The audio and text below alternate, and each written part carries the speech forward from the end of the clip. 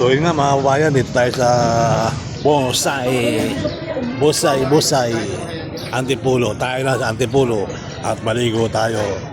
Ayan, so shout out po sa inyo lahat mga kabayan. So nagbabadi ako mag-ina.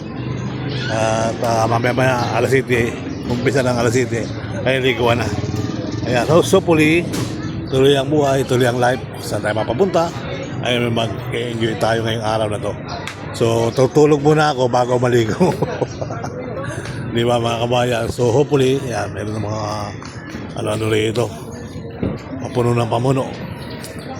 Ayan, so shout out po sa inyo lahat mga kabayan.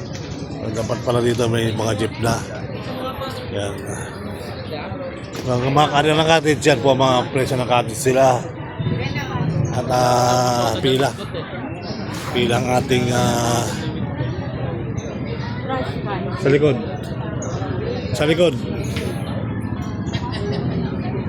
Ayan, so pila yung ating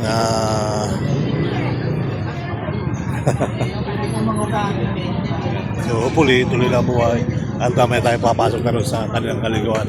Ito nga wala yung aking bunso. Ayan, ang aking bunso, maliwanag na ilaw sa gabi. At ito yung aking pangalawa, birthday ng bukas. So yung mag-ina ko ng doon sa gilid.